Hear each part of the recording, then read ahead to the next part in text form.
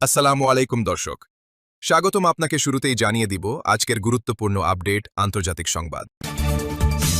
প্রথমে জানিয়ে দিব সমৃদ্ধকৃত ইউরেনিয়াম ইরানেই থাকবে, নির্দেশ মুজতবা খামেনি। এরপর জানিয়ে দিব $180 কোটি ক্ষতিপূরণ দিচ্ছেন ট্রাম্প প্রশাসন, আবেদন করতে প্রস্তুতি নিচ্ছে মিত্ররা। তারপর জানিয়ে দিব ট্রাম্প তাইওয়ান সম্ভাব্য ফোনালাপে ক্ষুব্ধ চীন।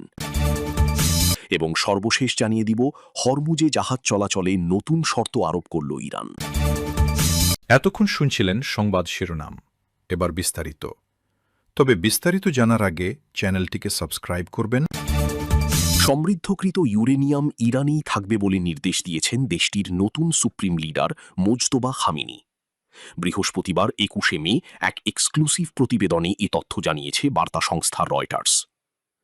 ইরানের দুজন ঊর্ধ্বতন কর্মকর্তা রয়টার্সকে বলেছেন, সুপ্রিম লিডার একটি নির্দেশ জারি করেছেন যে ইরানের ইউরেনিয়াম বিদেশে পাঠানো যাবে না।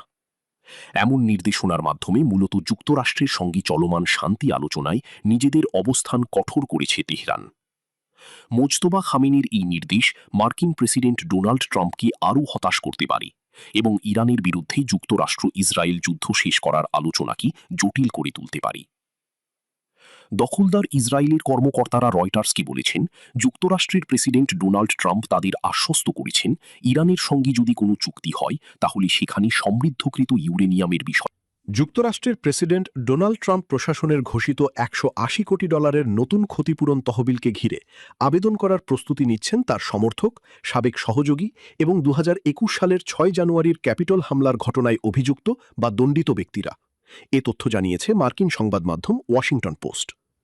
যদিও তহবিলটির বিস্তারিত এখনও আনুষ্ঠানিকভাবে প্রকাশ করা হয়নি, তবে কারা এই অর্থ পাওয়ার যোগ্য হতে পারেন তা নিয়ে ইতোমধ্যে আলোচনা শুরু হয়েছে। ট্রাম্পপন্থী আইনজীবীরা বলছেন, বহু ব্যক্তি আবেদন করতে আগ্রহ দেখাচ্ছেন। তাদের মধ্যে রয়েছেন 6 জানুয়ারির হামলার আসামি, নির্বাচনের ফল পাল্টে দেওয়ার চেষ্টায় অভিযুক্ত ব্যক্তি এবং এমন অনেকে যারা দাবি করেন বাইডেন প্রশাসনের আমলে তারা রাজনৈতিক উদ্দেশ্য প্রণোদিত বিচারের শিকার হয়েছেন। এর আগে 2020 সালে বর্ণবাদ বিরোধী বিক্ষোভ চলাকালে আন্দোলনকারীদের দিকে অস্ত্র তাক করে আলোচনায় আসা মিসৌরির আইনজীবী মার্ক ম্যাকক্লস্কি জানিয়েছেন, তিনি নিজের পাশাপাশি তার মক্কেলদের পক্ষ থেকেও আবেদন করার বিষয়টি বিবেচনা করছেন। এ প্রসঙ্গে তিনি বলেন, সবাই খুবই উচ্ছ্বসিত, অনেক দিনের মধ্যে এটাই প্রথম আশার আলো। সেন্ট লুইসে নিজ বাড়ির সামনে স্ত্রীকে নিয়ে অস্ত্র হাতে দাঁড়ানোর ভিডিও ভাইরাল হওয়ার পর ম্যাকক্লস্কি ও তার স্ত্রী লঘু অপরাধে দোষ স্বীকার করেছিলেন। পরে মিসৌরির গভর্নর তাকে ক্ষমা করলেও তিনি দাবি করেন ওই ঘটনার কারণে তার পেশাগত সুনাম ক্ষতিগ্রস্ত হয়েছে। ম্যাকক্লস্কি গত কয়েক বছরে 6 জানুয়ারির হামলায় অভিযুক্তদের পক্ষে আইনি সহায়তা দিয়ে আসছেন। তিনি জানান, গত বছর বিচার বিভাগীয় কর্মকর্তাদের সঙ্গে বৈঠক করে তিনি এমন একটি তহবিল গঠনের পক্ষে যুক্তি তুলে ধরেন যা 2001 সালের 11 সেপ্টেম্বরের হামলায় নিহতদের পরিবারের ক্ষতিপূরণ তহবিলের মতো হবে। মার্কিন ভাইস প্রেসিডেন্ট জেডি ভ্যান্স গত মঙ্গলবার সাংবাদিকদের বলেন, যে কেউ আবেদন করতে পারে, এমনকি ডেমোক্র্যাটরাও। তবে তহবিলের যোগ্যতা, অর্থের পরিমাণ এবং কে অর্থ বিতরণ করবে সে বিষয়ে এখনও প্রশাসনের পক্ষ থেকে স্পষ্ট কোনো নির্দেশনা দেওয়া হয়নি। এই তহবিলে আবেদন করতে আগ্রহীদের মধ্যে রয়েছেন সাবেক রিপাবলিকান কংগ্রেসম্যান জর্জ স্যান্টোস। পরিচয় চুরি ও আর্থিক জালিয়াতির মামলায় সাজাপ্রাপ্ত স্যান্টোসের সাজা গত বছর ট্রাম্প কমিয়ে দেন। তিনি বলেন, অর্থ নয় বরং সরকারের কাছ থেকে সিলেক্টিভ ট্রায়ালের জন্য ক্ষমা চাইছেন তিনি। ইলিনয়ের সাবেক গভর্নর রড ব্ল্যাগোজেভিচও বলেছেন, তিনি এখনও আবেদন করবেন কিনা তা ঠিক করেননি। তবে তার দাবি, তার বিরুদ্ধে মামলা করা প্রসিকিউটরদের জবাবদিহির আওতায় আনা উচিত। ফ্লোরিডা ভিত্তিক আইনজীবী পিটার টিকটিন বলেন, তিনি শত শত 6 জানুয়ারির আসামির সঙ্গে যোগাযোগ রাখছেন এবং ধারণা করছেন তাদের অনেকেই ক্ষতিপূরণ চাইবেন। পিটার টিকটিনের মক্কেলদের একজন অ্যান্ড্রু টেক, তিনি অভিযোগ করেছেন, ক্যাপিটল হামলার পর আটক অবস্থায় তার সঙ্গে বাজে আচরণ করা হয়েছিল এবং কারাগারে থাকাকালে তাকে ইস্ট্রোজেন ইনজেকশন দেওয়া হয়। তাকে 2021 সালের ক্যাপিটল হামলার ঘটনায় অভিযুক্ত করা হয়েছিল। তবে তার বিরুদ্ধে টেক্সাসে শিশু প্রলোভনের একটি মামলাও ছিল। পরে ট্রাম্পের ক্ষমার পর তিনি কারাগার থেকে মুক্তি পান। মঙ্গলবার কংগ্রেসে শুনানির সময় Democrat senator Chris van Hollen ভারপ্রাপ্ত অ্যাটর্নি জেনারেল টড ব্ল্যাঞ্চকে প্রশ্ন করেন, শিশু নিপীড়নের মতো অপরাধে অভিযুক্ত বা দণ্ডিত ব্যক্তিদের তহবিলের বাইরে রাখার কোনো নিয়ম করা হবে কিনা। তিনি অ্যান্ড্রু পল জনসনের উদাহরণ দেন। 6 জানুয়ারির মামলায় ক্ষমা পাওয়ার পর জনসনকে শিশু নিপীড়নের মামলায় যাবজ্জীবন কারাদণ্ড দেওয়া হয়। অভিযোগ রয়েছে, তিনি শিশুদের বলেছিলেন যে ভবিষ্যতে পাওয়া ক্ষতিপূরণের অর্থের একটি অংশ তাদের দেবেন। ব্ল্যাঞ্চ সরাসরি কোনো প্রতিশ্রুতি দেননি, বরং তিনি বলেন জনসন যখন এ ধরনের দাবি করেছিলেন তখনও কোনো তহবিল গঠন করা হয়নি। এদিকে কলোরাডোর সাবেক রিপাবলিকান কাউন্টি ক্লার্ক টিনা পিটার্সের আইনজীবীও টিকটিন। 2020 সালের নির্বাচনের ফলাফল চুরি হয়েছিল এমন প্রমাণ খুঁজতে নির্বাচনী যন্ত্রের নিরাপত্তা ভাঙার ষড়যন্ত্রে জড়িত থাকার দায় পিটার্স দোষী সাব্যস্ত হন। ট্রাম্প তাকে প্রতীকীভাবে ক্ষমা করার ঘোষণা দেওয়ার পর কলোরাডোর গভর্নর জ্যারেড পুলিস তাকে ক্ষমা করেন। ভাইস প্রেসিডেন্ট ভ্যান্স ইঙ্গিত দিয়েছেন পিটার্সও এই তহবিলের আওতায় আসতে পারেন, যদিও তার মামলা ছিল অঙ্গরাজ্য পর্যায়ের।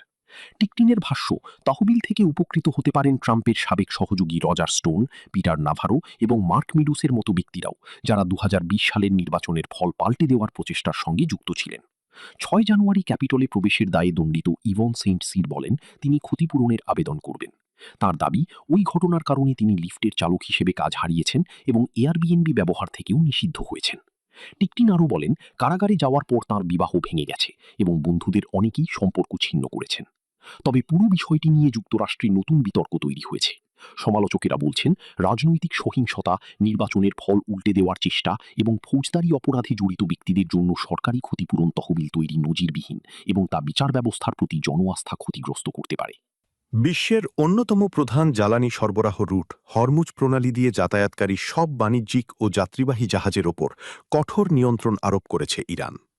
এখন থেকে এ কৌশলগত জলপথের ইরানি নিয়ন্ত্রণাধীন এলাকা দিয়ে যে কোনো জাহাজ পারাপারের ক্ষেত্রে দেশটির নবগঠিত নৌ কর্তৃপক্ষের আগাম অনুমতি এবং সমন্বয় রক্ষা করা বাধ্যতামূলক করা হয়েছে। বুধবার 20 মে এক আনুষ্ঠানিক ঘোষণায় ইরানি কর্তৃপক্ষ সাফ জানিয়ে দিয়েছে, প্রণালীর নির্ধারিত এলাকাগুলো ব্যবহারের জন্য এখন থেকে বিশেষ পারমিট বা লাইসেন্স নেওয়া অবশ্যই করণীয়। একই সঙ্গে ইরান এ নতুন নিয়ন্ত্রণ অঞ্চলের আওতাভুক্ত এলাকার বিবরণ ও একটি মানচিত্র প্রকাশ করেছে। ঘোষণা অনুযায়ী ইরানের কেশন দ্বীপ থেকে শুরু করে সংযুক্ত আরব আমিরাতের উম্মুল আল কোয়াইন পর্যন্ত এবং জাবাল মুবারক থেকে ফুজাইরাহার দক্ষিণাঞ্চল পর্যন্ত বিস্তৃত জলসীমা এই নতুন নজরদারি জোনের অন্তর্ভুক্ত থাকবে। এই রুটে চলাচলকারী জাহাজগুলোকে ইরানি লাইসেন্সিং ও সমন্বয় প্রক্রিয়ার মধ্য দিয়ে যেতে হবে।